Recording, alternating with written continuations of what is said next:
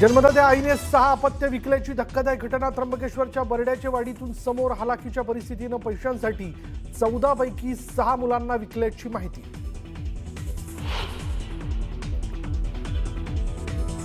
Ambadas दानवेंचा cash bomb तर video खरा असल्याचं सिद्ध करा. आमदारकीचा राजीनामा देईल. आमदार महेंद्र दळवींचं दानवेंना आव्हान. दानवेंनी ट्विट केलेल्या व्हिडिओवरून आमदार महेंद्र थोरवेंचं तटकरेंकडे बोट. घरात शत्रू पाळल्याची थोरवेंची टीका, तर तटकरेंनी आरोप फेटाळले. मुख्यमंत्री माझी लाडकी बहीण योजनेत बोगस लाभार्थ्यांमुळे सरकारचं 32 कोटींचं नुकसान. 26 लाख अपात्र महिला आणि 14,297 पुरुषांनी योजनेचा लाभ घेतल्याची माहिती. शीतल तेजवानीचा अजून एक कारनामा समोर. पैशांसाठी थेट रणबीर कपूरवर ठोकला होता नुकसान भरपाईचा दावा. पुणे न्यायालयात प्रकरण प्रलंबित. इंडिगो विमान सेवेच्या गोंधळाची केंद्र सरकारकडून गंभीर दखल. सरकारकडून इंडिगोला 10% उड्डाण कपातीचा आदेश.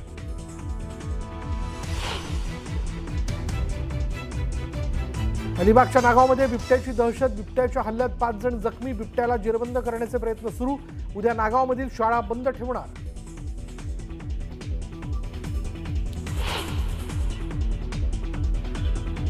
वर्धा DRI कडून ड्रग्ज कारखान्याचा पर्दाफाश. 200 कोटींचं 128 किलो MD ड्रग्ज जप्त. 3 आरोपींना अटक. तर अंमली पदार्थ विरोधी पथकाची पनवेलमध्ये ही मोठी कारवाई.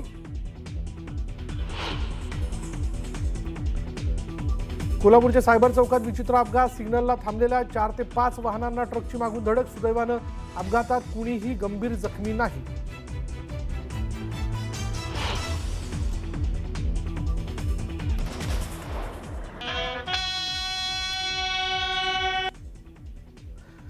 श्रमिकांच्या न्यायासाठी लढणाऱ्या नेत्याला अखेरचा निरोप. ज्येष्ठ समाजसेवक बाबा आढावांच्या पार्थिवावर शासकीय इतमामात अंत्यसंस्कार.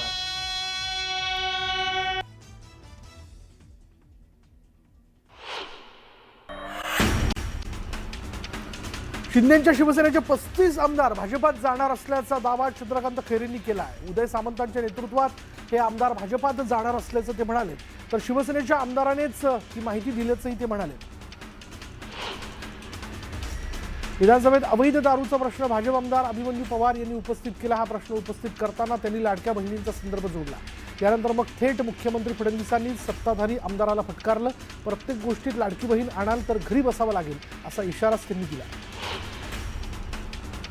तुकाराम मुंढेंना बडतर्फ करण्याची मागणी कृष्णा खोपडेंनी सभागृहात केली आहे. तुकाराम मुंढेंनी नागपुरात महापालिकेचे आयुक्त असताना गैरव्यवहार केल्याच्या आरोपांवरून आमदार कृष्णा खोपडे आक्रमक झाले. हाच मुद्दा भाजप आमदार कृष्णा खोपडेंनी उपस्थित केल्यानंतर सभागृहात एकच गदारोळ उडाला. अधिवेशनाच्या दुसऱ्या दिवशी शेतकरी कर्जमाफीच्या मुद्द्यासह इतर मागण्यांसाठी विरोधक चांगलेच आक्रमक झाल्याचं पाहायला मिळालं.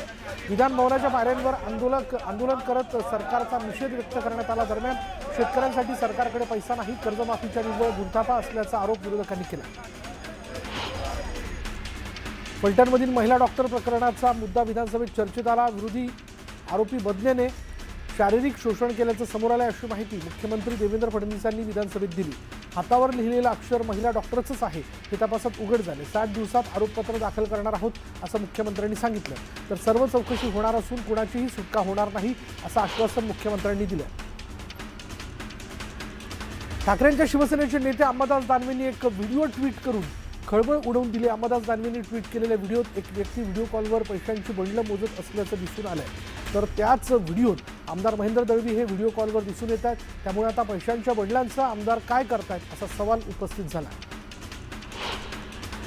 अंबादास दानवे ब्लॅकमेल करत असल्याचं म्हणत महेंद्र दळवींनी आरोप फेटाळले. संपूर्ण व्हिडिओ दाखवा आणि पुरावा दाखवा, माझा यात काही संबंध नाही अशा शब्दात महेंद्र दळवींकडून कथित आरोपांचं खंडन करण्यात आलं. अंबादास दानवेनंतर मनसेनेही कॅश बॉम्ब फोडला. PWD अधिकाऱ्याला लाच घेतानाचा व्हिडिओ मनसेकडनं दाखवण्यात आला. वर्क ऑर्डरसाठी पैशांची मागणी होत असल्याचा आरोप देशपांडेंनी केला. तर PWD खात्यात मोठा भ्रष्टाचार होत असल्याचा आरोपही संदीप देशपांडेंनी केला. नागपुरात मुख्यमंत्र्यांच्या निवासस्थानी झालेल्या बैठकीत पक्षप्रवेशावरून सुरू असलेल्या वादावर चर्चा झाल्याची माहिती सूत्रांनी दिली. पक्षप्रवेश करताना महायुती दुखावणार नाही याचा विचार करा अशा सूचना मुख्यमंत्र्यांनी दिल्या. विधिमंडळाच्या पावसाळी अधिवेशनादरम्यान मुंबईतील विधान भवन परिसरात आमदारांच्या कार्यकर्त्यांमध्ये झालेल्या हाणामारीनंतर सुरक्षा व्यवस्थेबाबत गंभीर प्रश्नचिन्ह उभं राहिलं होतं आणि याच पार्श्वभूमीवर आगामी हिवाळी अधिवेशनात विधान भवन परिसरात दिल्या जाणाऱ्या प्रवेश पत्रिकांवर कडक निर्बंध लादण्याचा निर्णय घेण्यात आला आहे। आज मी खादी परिधान केल्याचं राहुल गांधींनी म्हटलंय, तर खादी फक्त वस्त्र नाही तर भारताची अभिव्यक्ती असल्याचं ते म्हणाले। लोकसभेत बोलताना त्यांनी हे वक्तव्य केलं। मतं मिळवण्यासाठी संस्था ताब्यात घेण्यात आल्याचं राहुल गांधींनी म्हटलंय, तर निवडणूक आयोगालाही ताब्यात घेतल्याचा हल्लाबोलही त्यांनी केला। भाजप प्रदेशाध्यक्ष रवींद्र चव्हाण आणि मिलिंद नार्वेकर यांच्यात चर्चा झाली। यावेळी त्यांच्यासोबत ठाकरेंच्या शिवसेनेचे आमदार सुनील शिंदे उपस्थित होते। राजकीय कटुता दूर ठेवत तिन्ही नेत्यांची चर्चा झाली। पुदुचेरीत एका अल्पवयीन मुलीच्या शिक्षणाची सोय करण्याच्या उद्देशाने एका दुर्मिळ निर्णयात सर्वोच्च न्यायालयानं तिच्या आईच्या जातीच्या आधारावर जात प्रमाणपत्र देण्याचे आदेश दिलेत। त्यामुळे या निर्णयानुसार राज्य सरकारने सगळे सोयरे व्याख्येनुसार कायद्याची अंमलबजावणी करावी अशी मागणी मराठा आंदोलक मनोज जरांगे यांनी केली। राज्यात 15 डिसेंबरपासून महानगरपालिकेच्या निवडणुकांची शक्यता आहे। आधी क आणि ड वर्ग मनपा निवडणुका होणार असून नंतर अ आणि ब वर्ग महानगरपालिकेची निवडणूक होणार असल्याची माहिती असून 15 डिसेंबरपासून आचारसंहिता लागण्याची शक्यता आहे। आमदार रोहित पवारांना नाशिकच्या न्यायालयात हजर राहण्याचे आदेश देण्यात आले। क्रीडा मंत्री माणिकराव कोकाटेंच्या बदनामी प्रकरणी नाशिक जिल्हा सत्र न्यायालयाने हे आदेश काढले। पुणे महानगरपालिकेच्या मतदार याद्या प्रकाशित होण्यापूर्वी भाजपा पदाधिकाऱ्यांकडून बेकायदेशीर बदल केल्याचा महाविकास आघाडीने आरोप केला। याबाबत पत्रकार परिषद घेत वकील असीम सरोदे यांनी क्षेत्रीय कार्यालयाचं सीसीटीव्ही फुटेज दाखवत आरोपांचं समर्थन केलं। काँग्रेस खासदार वर्षा गायकवाड, आमदार असलम शेख, अमीन पटेल, ज्योती गायकवाड यांच्यासह मुंबई काँग्रेसच्या नेत्यांवर जमावबंदीचा भंग केल्याप्रकरणी गुन्हा दाखल झाला। मुंबईतील हवा प्रदूषणावर काँग्रेसने आवाज उठवला होता। धाराशिव शहरातील ईव्हीएम ठेवलेल्या स्ट्रॉंग रूम बाहेर मशीनचा संशयास्पद आवाज आल्यानं गोंधळ झाला। न्यायालयाच्या आदेशाने पुढे ढकललेल्या शहरातील 3 प्रभागातील निवडणुकीसाठी ईव्हीएम पडताळणी केली जात होती। पुण्यातील भाजप कार्यालयात महापालिका लढवण्यासाठी इच्छुकांची मांदियाळी पाहायला मिळते। पहिल्याच दिवशी 2135 जणांनी अर्ज घेतला असून 600 जणांनी अर्ज भरला। चाकणमध्ये ईव्हीएमच्या सुरक्षेबाबत उमेदवारांनी शंका उपस्थित केलेली आहे। चाकण नगर परिषदेतील ईव्हीएम मशीन एका खासगी मंगल कार्यालयात ठेवण्यात आले असून या कार्यालयाच्या बाहेर सीसीटीव्हीची स्क्रीन नसल्यानं उमेदवारांनी प्रशासनाला धारेवर धरले। सीसीटीव्ही डिस्प्ले पाहण्यासाठी जाचक अटी ठेवल्याचा आरोप करण्यात आला।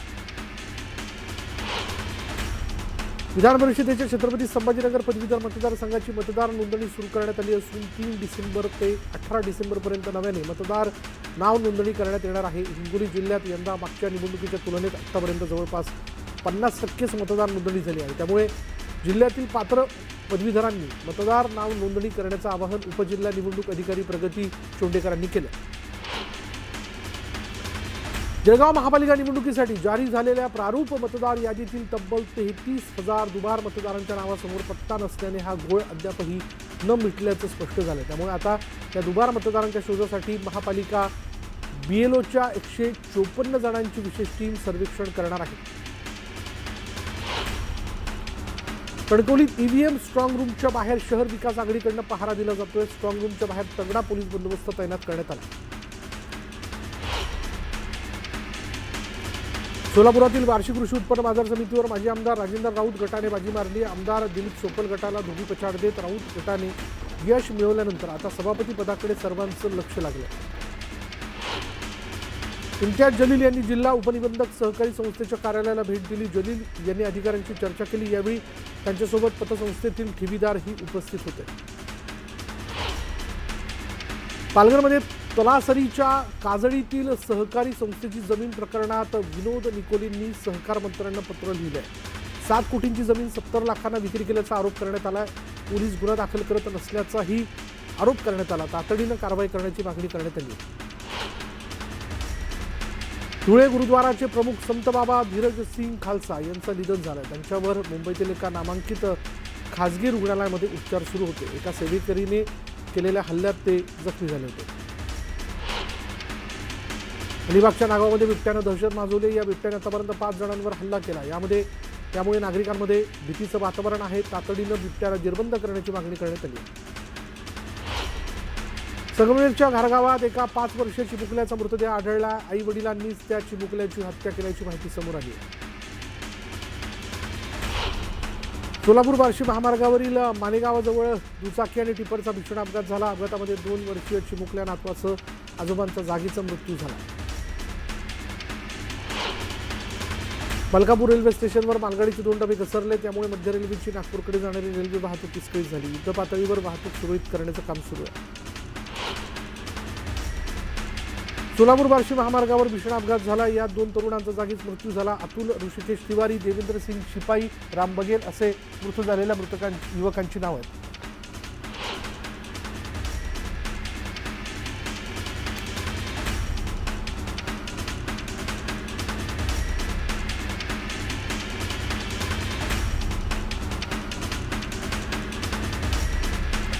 अंबरनाथ तालुक्यातील आंबेशिव गावात मानवी वस्तीत बिबट्या आढळला. यामुळे नागरिकांमध्ये भीतीचं वातावरण आहे. तातडीनं बिबट्याचा बंदोबस्त करण्याची मागणी करण्यात आली आहे. जळगावच्या चोपड्यात महाविस्तार ॲपमध्ये शेतकऱ्यांची नोंदणी करण्यासाठी कॅम्पचं आयोजन करण्यात आलंय. कृषी अधिकाऱ्यांच्या उपस्थितीत शेतकऱ्यांची नोंदणी करण्यात येते. परभणी जिल्ह्यातील हजारो शेतकरी अनुदानापासून वंचित असल्याचा आरोप प्रहारने केला. तातडीनं अनुदान देण्याची मागणी करण्यात आली आहे. नंदुरबारमध्ये हिंदू संघटनांनी लव जिहाद विरोधी कायद्याची मागणी केली आहे. यासाठी विविध संघटनांनी जिल्हाधिकाऱ्यांना निवेदनही दिले. दरम्यान जोरदार घोषणाबाजी करण्यात आली. नागपुरात पोलीस पाटलांनी आंदोलनाची हाक दिली. यावेळी जळगाव जिल्ह्यातूनही आंदोलनासाठी पोलीस पाटील रवाना झालेत. उद्या नागपुरात विविध मागण्यांसाठी पोलीस पाटलांकडून आंदोलन केलं जाणार आहे. पुण्याच्या राजगुरुनगरमध्ये दरोडा टाकण्याच्या तयारीत असलेल्या टोळीला अटक करण्यात आली. त्यांच्याकडून संपूर्ण मुद्देमाल जप्त करण्यात आला. पंढरपूरच्या खर्डीमध्ये लाचखोर मंडळ अधिकाऱ्यावर कारवाई करण्यात आली. लाच स्वीकारताना रंगेहात अटक करण्यात आली. मध्य प्रदेशातून होणाऱ्या अवैध मद्य तस्करी विरोधात राज्य उत्पादन शुल्क विभागाने कारवाई केली. यात पोलिसांनी 3 अटक केली तर संपूर्ण मुद्देमाल जप्त करण्यात आला. बुलढाण्याच्या भुमराळा किनगाव मार्गावरील खड्ड्यांचं पूजन करून आंदोलन करण्यात आलं. तातडीनं रस्ता दुरुस्त करण्याची मागणी करण्यात आली. हिंगोलीच्या कळमनुरी तालुक्यात रस्त्याचं काम निकृष्ट दर्जाचं केल्याचा आरोप करण्यात आला. नागरिकांनी रस्ता हाताने उकरून दाखवला. तातडीनं ठेकेदारावर कारवाई करण्याची मागणी करण्यात आली.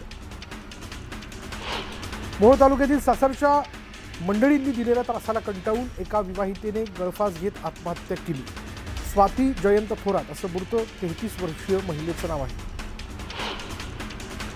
येवल्याच्या उंदीरवाडी भागात बिबट्याचा वावर आढळला. नागरिकांमध्ये भीतीचं वातावरण आहे. बिबट्याला जेरबंद करण्यासाठी वन विभागाकडून शर्थीचे प्रयत्न सुरू आहेत. साखर कारखाने सुरू होऊन 39 दिवस झाले तरीही पहिली उचल किती मिळणार याबाबत अद्याप स्पष्टता नाही. नियमानुसार ऊस तोडल्यानंतर 14 दिवसात शेतकऱ्यांच्या खात्यात पहिली उचल जमा झाली पाहिजे. विलंब झाल्यास 15% व्याजासह भरपाई देण्याचा नियम आहे. मात्र अद्याप पहिली उचल न मिळाल्यानं राजू शेट्टी आक्रमक झालेत. कारखानदारांचा माज उतरवायला वेळ लागणार नाही असा इशारा त्यांनी दिला. सोलापुरातील दमानी नगरजवळील रेल्वे पुलाच्या पाडकामामुळे वाहतूक दुसऱ्या मार्गाने वळवण्यात आली आणि यामुळे पर्यायी मार्गावर पथदिवे आणि CCTVची आवश्यकता असल्यानं पोलीस प्रशासनाने मनपाकडे पत्रव्यवहार सुरू केला.